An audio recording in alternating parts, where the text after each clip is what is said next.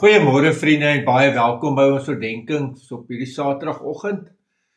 Of wat ek oor hierdie oggend nog kan sê, dit is koud. Ek weet nog nie hoe die buite nie, maar dit is nog pikdonker. Nou kom ek so vroeg op 'n Saterdagoggend, want ons is op pad Howick toe. Ons gaan vleis verkoop daar by Maryvale gemeente se bazaar.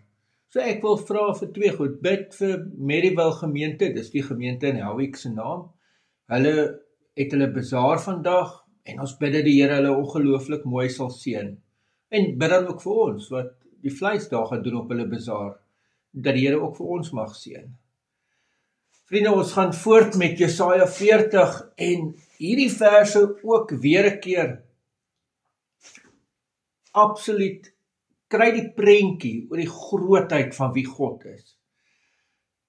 Kyk hoe mooi word dit teenoorgestel, wie is God teenoor die nasies,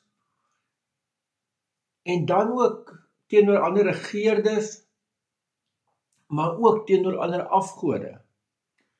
Kyk hoe mooi, is eintlik pragtig digterlik gedoen ook. So kom ons lees dit, vanaf vers 15. Kyk, nasies is soos 'n druppel uit 'n leersak.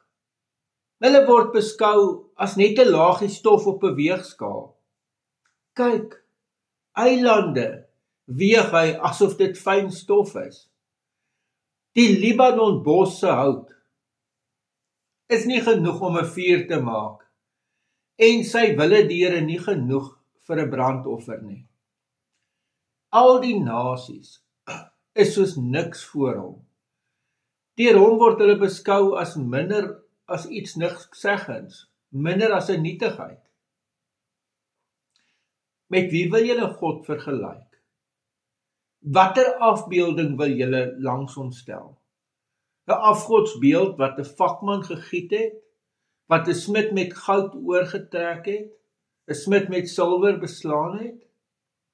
As 'n wydingsgeskenk kies 'n mens ebbehout, hout wat nie verrot nie. 'n vaardige vakman soek hy vir hom, om 'n afgodsbeeld te maak, wat nie omkantel nie. Weet julle nie? Hoor julle nie? Is dit nie van die begin af aan julle bekend gemaak nie? Het julle nie begrip van die aarde se fondamente nie?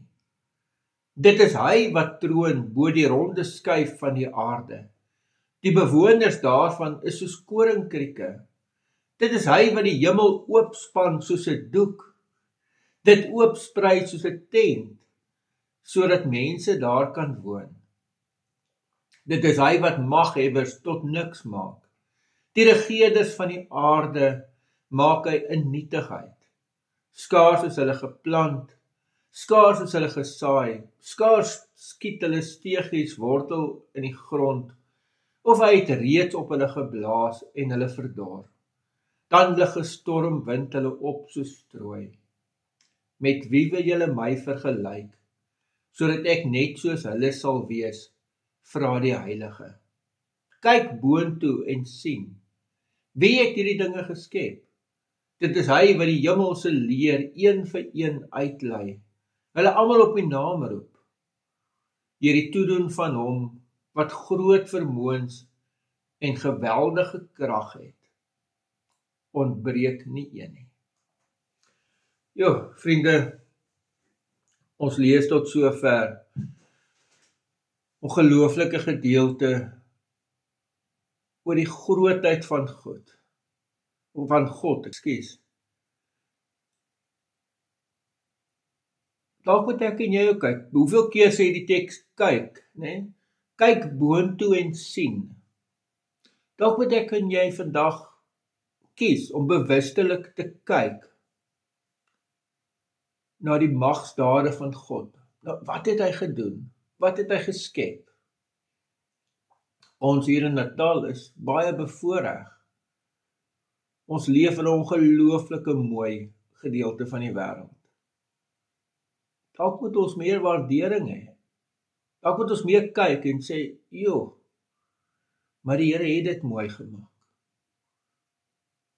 Hier by ons, waar daar nie ander lig is nie, kan 'n mens nogal die sterre ook verskriklik mooi sien. Dalk moet ons 'n slag weer kyk en besef dat daar's geen manier hoe mense die sterre kan tel nie. En tog het God elkeen van hulle 'n plek daar gegee. Wees net weer verstom oor die grootheid van God. Amen. Here almagtige God, baie dankie dat ons U naam mag aanroep en vir U mag ken. En Here, ons kom bely U grootheid vanoggend. U is die almagtige. U wat troon bo alles wat U geskep het. Ons eer U in die naam van ons Here Jesus Christus. Amen.